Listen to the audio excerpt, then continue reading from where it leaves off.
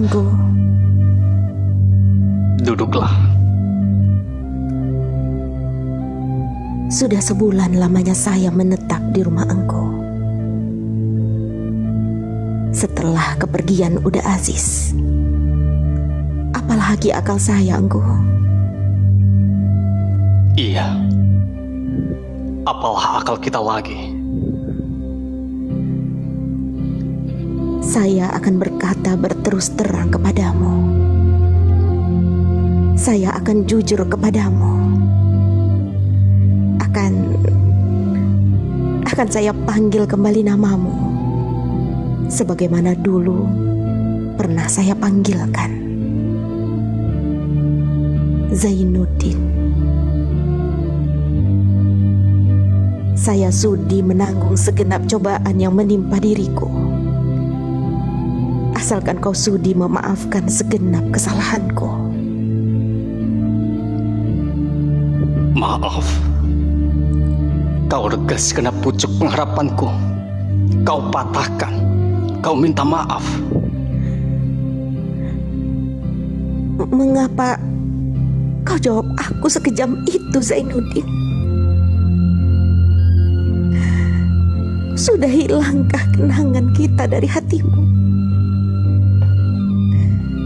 Janganlah kau jatuhkan hukuman. Kasihanilah perempuan yang ditimpa musibah berganti-ganti ini. Iya. Demikianlah perempuan. Dia hanya ingat kekejaman orang kepada dirinya walaupun kecil.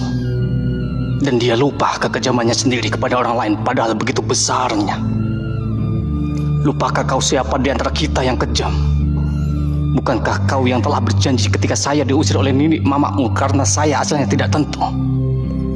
Orang hina dihina, tidak tulen Minangkabau. Ketika itu kau antarkan saya ke simpang jalan.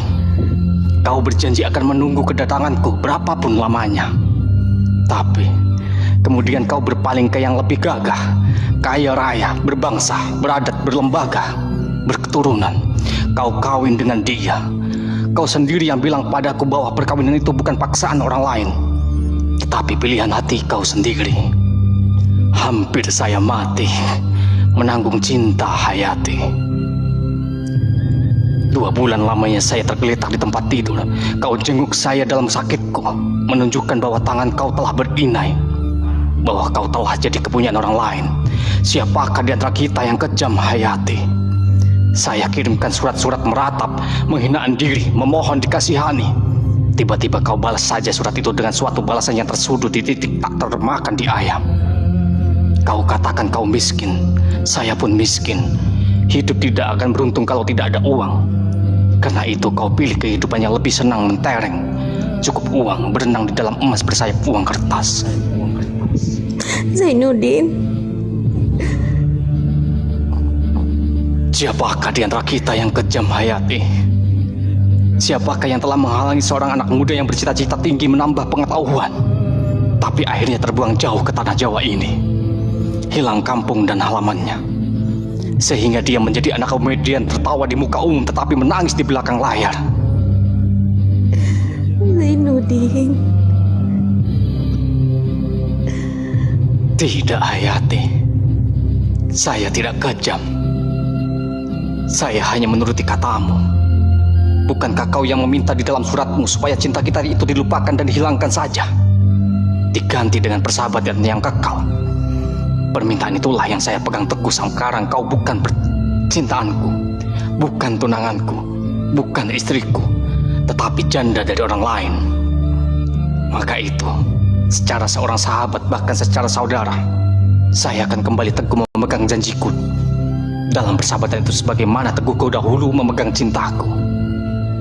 Itulah sebabnya dengan segenap ridho hati ini kau kubawa tinggal di rumahku untuk menunggu kedatangan suamimu. Tetapi kemudian bukan dirinya yang kembali pulang, tetapi surat cerai dan kabar yang mengerikan. Maka itu, sebagai seorang sahabat pula, kau akan kulepas pulang ke kampungmu, ke tanah asalmu, tanah Minangkabau yang kaya raya, beradat, berlembaga, yang tak lapuk di hujan, tak lekang di panas. ongkos pulangmu akan saya beri demikian keperluan yang kau perlukan. Dan kalau saya masih hidup sebelum kau mendapat suami lagi, insya Allah kehidupanmu selama di kampung akan saya bantu. Zainuddin, itukah keputusan yang kau berikan kepadaku? Bukankah kau telah termasyhur di mana-mana? Seseorang yang berhati mulia. Tidak, saya tidak akan pulang. Saya akan tetap di sini bersamamu. Biar saya kau hinakan, biar saya kau pandang sebagai babu yang hina. Saya tidak butuh uang seberapapun banyaknya. Saya butuh dekat denganmu, Zainuddin. Saya butuh dekat dengan kau. Tidak. Pantang pisang berbuah 2 kali. Pantang pemuda memakan sisa. Kau mesti pulang kembali ke Padang. Biarkan saya dalam keadaan begini. Jangan mau ditumpang hidup saya. Orang tidak tentu asal. Negeri Minangkabau beradat. Besok hari Senin ada kapal berangkat dari Surabaya, kemudian ke Tanjung Priuk terus ke Padang. Kapal Van der Wijk. Engkau menumpanglah dengan kapal itu pulang ke kampungmu. Buat belanja pulang. Bang Muluk akan mengurus semuanya. Saya tidak bisa mengantar. Saya harus pergi ke Malang, menginap di sana ada urusan. Dikala kau sampai di sana di kampung, sampaikan salamku pada Engku Datuk.